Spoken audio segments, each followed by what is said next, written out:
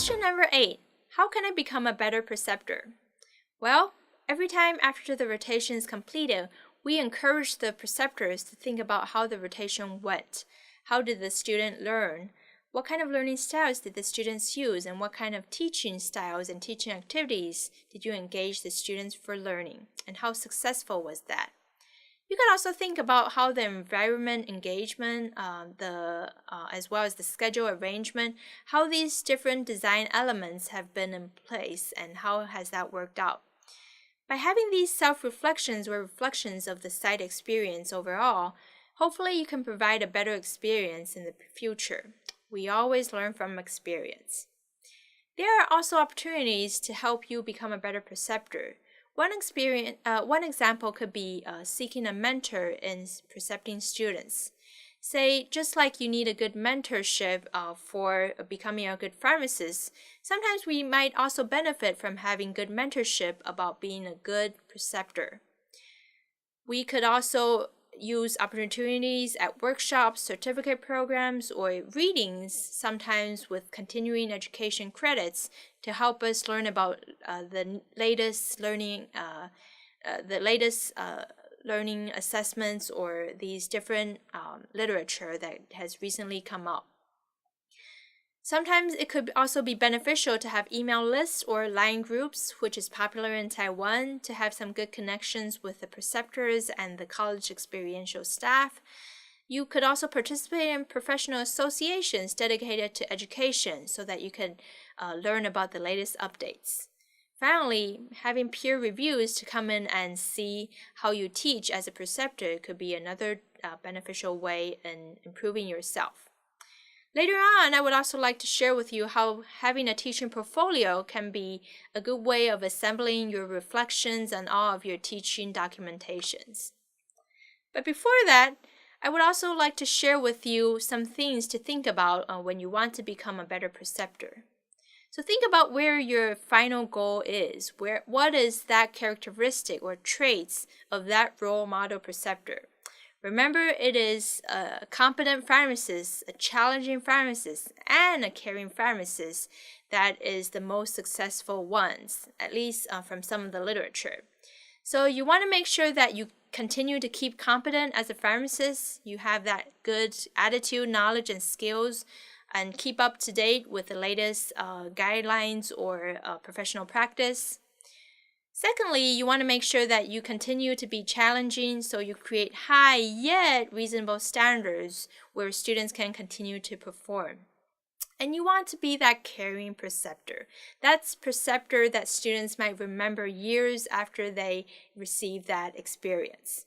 So by providing good mentorship to the student and constructive feedback, showing that you care for that student, the students would very likely receive that and have a good experience at that specific site.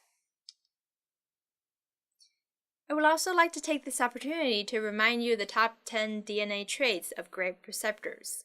These are very similar to what we have summarized in the last slide. Make sure that we keep students well informed, have good communications, challenge the students, care about them, evaluate them fairly, provide enough feedback, and guide students to think critically, be accessible, and make sure to be responsive to student needs. Play no favorites, and set a consistent example for students as a role model. And finally, exhibit passion and enthusiasm for pharmacy and teaching. Before we close, I would also like to share about some teaching portfolios. As I mentioned earlier, this is a good way of assembling your reflections and all of the teaching documents in one single place. Teaching portfolios typically start out with a teaching philosophy. This is typically a statement of your own teaching goals and styles of your teaching. We want to make sure to provide descriptions of how we teach, as well as justifications as to why we think this teaching method is more effective than others. This is sometimes considering your own personality, your own preferences, to make sure that you have your own way of teaching that is good for yourself. So having that teaching philosophy is important. Throughout these teaching portfolios, we could also include documentations of activities that we ask students to do, assignments that we have given students to do, and potentially even the results of their assignments. You want to provide documentations of assessments to make sure that you are using an objective, fair way of assessing the students.